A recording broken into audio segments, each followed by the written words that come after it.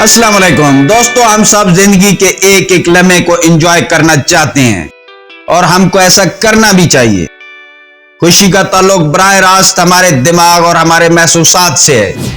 जैसे जैसे दुनिया में इल्म और तहकीक में इजाफा होता जा रहा है, वैसे ही नई नई चीजें सामने आती जा रही हैं। साइंसदान इंसानी ज़हन और इंसानी रवैयों के बारे में रोज नई चीजें सामने ला रहे हैं। इसमें एक डार्क साइकोलॉजी भी है, जिसमें एक इंसान दूसरे इंसान से डार्क साइकोलॉजी की मदद से उसकी जिंदगी का कंट्रोल हासिल करता है और फिर उसको अपने मकासद के लिए इस्तेमाल करता है। ये एक मनफी रवैया है, लेकिन बदकिस्मती से लोग ऐसा करते हैं।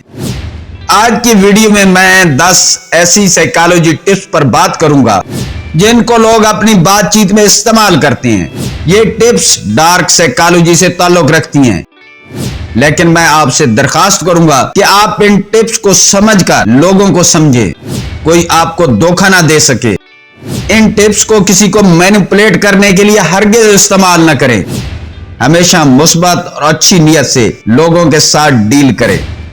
आप इन टिप्स को अच्छी नियत और मुस्बत तरीके से अपने फायदे के लिए भी इस्तेमाल कर सकते हैं। तो चलते हैं टिप्स की तरफ। नंबर 1, जब भी किसी इंसान से आप मिलते हैं तो उसकी आंखों के रंग पर गौर करने की कोशिश करें।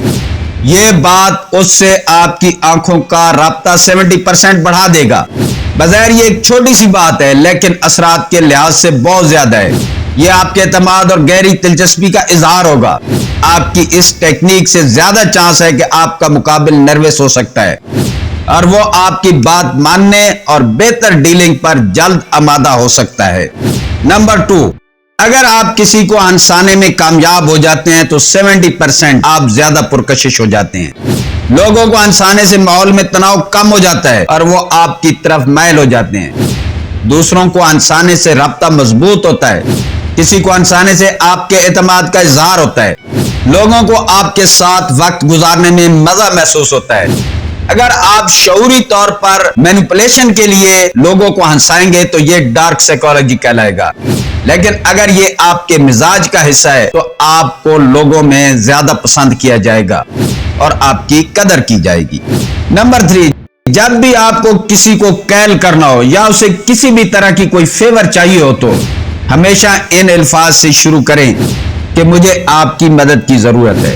साइकोलॉजी के मुताबिक ये एक ऐसा जुमला है जिसके जवाब में इनकार करने वाला अपने आप को गिल्टी महसूस करेगा। इसका एक पहलू यह भी है कि इस जुमले से आपका मुकाबिल महसूस करेगा कि आपने उसे अपने आप से बरतर तस्लीम कर लिया है। सिर्फ वही आपकी मदद कर सकता है। इस तरह बहुत ज्यादा चांस है कि आप उसकी मदद और फेवर हासिल करने में कामयाब हो जाएंगे। एक बात याद रखें कि आपकी नीयत बिल्कुल साफ होनी चाहिए और मदद हासिल करने के बाद एहसान और शुक्रगुजारी के अल्फाज से उसकी मदद का शुक्रिया अदा करें। नंबर 4, अगर कोई शख्स किसी भी वजह से आपके लिए काम करने के लिए कैल नहीं होता, आपकी फेवर के लिए कैल नहीं होता और आपसे माजरत करता है तो उसे ये नहीं कहें कि चलो कोई बात नहीं या खैर है, बल्कि उसे कहें कि शुक्रिया, थैंक यू। इससे वो महसूस करेगा कि आप बात को आगे बढ़ाना चाहते हैं और आपने उसकी माजरत को अच्छा नहीं समझा। बज़ाहिर तो शुक्रिया एक मुस्बत लफ्ज है, लेकिन माजरत के जवाब में शुक्रिया बोलना एक अलग साइकोलॉजी असर रखता है। इसके बाद ज्यादा चांस है कि वो आपके सामने अपनी तरफ से बेहतर ऑप्शन रखेगा या कम अज कम अगली दफा वो आपको इनकार नहीं करेगा। नंबर 5, तेजी से बात करना। इससे मुकाबिल आपकी बहुत सारी बातों पर तवज्जो नहीं दे सकेगा और सिर्फ आपकी बात का मफहूम ज़हन में रहेगा। इसलिए जब वो कोई फैसला लेने लगेगा तो बहुत बारीकियों में नहीं जाएगा। इसके अलावा तेज और एक टून में बात करना आपके एतमाद की एक अलामत भी है, जो किसी को कैल करने में कुलीदी किरदार अदा करता है। ऐसा और एक एक लफ्ज बोलने से आप में एतमाद की कमी को ज़ाहिर करता है और साथ ही मुकाबिल को मौका मिलता है कि वो आपके हर अल्फाज पर सोच और गौर कर सके। नंबर 6, बातचीत के दौरान किसी के होंठों पर नजर रखना बातचीत में दिलचस्पी और तवज्जो का बहस बनता है। इससे माहौल पुरसुकून हो जाता है। अगर आप बातचीत के दौरान मुकाबिल की पेशानी पर नजर रखें اور پیشانی کی طرف دیکھیں تو اس سے مقابل نروس ہو سکتا ہے. اس کی بات چیت میں دلچسپی کم ہوتی جائے گی اور وہ آپ کا اثر قبول کرنا شروع کر سکتا ہے. اپنے کام کے لیے اس ٹپ کا مثبت استعمال کیا جا سکتا ہے، یا آپ کسی کو بات چیت کے دوران بہتر ڈیل دینے سے بچنا چاہتے ہیں تو یہ ٹپ استعمال کر سکتے ہیں. اپنی بات چیت میں پرسنٹیج کو حوالے کے طور پر استعمال کریں. 87% لوگ ہر چیز کو سمجھنے اور سمجھانے کے لیے پرسنٹیج کے لفظ کا استعمال کرتے ہیں. اس لیے آپ بھی بات چیت میں پرسنٹیج کا حوالہ دیں. اس سے آپ کی بات زیادہ اہم اور اتھینٹک لگے گی. عام طور پر لوگ بات چیت کو یاد نہیں رکھتے لیکن فگر کو زیادہ یاد رکھتے ہیں. نمبر 8، بات چیت کے دوران اگر کوئی آپ سے بحث شروع کر دیتا ہے تو آپ پرسکون رہیں اور اس سے بہت اعتماد کے ساتھ پوچھیں کہ آپ کی طبیعت تو ٹھیک ہے، کیونکہ آپ کی سانس بہت تیز چل رہی ہے.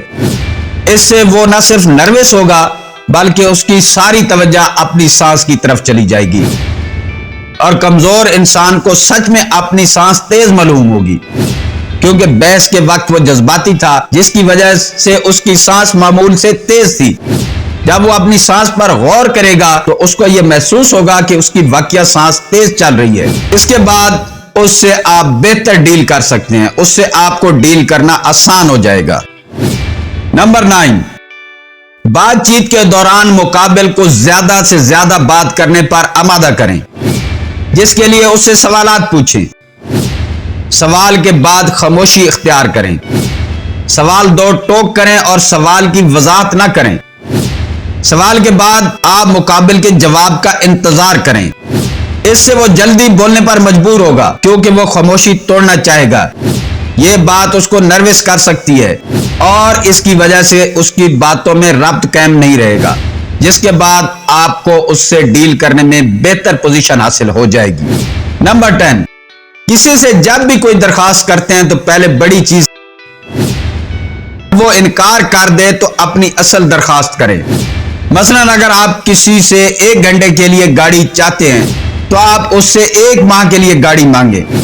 جب وہ انکار کرے تو اسے کیل کرنے کی کوشش کریں اور پھر اپنی اصل درخواست یعنی کہ 1 گھنٹے کے لیے گاڑی مانگے، جو زیادہ چانس ہے کہ وہ خوشی سے دے دے گا.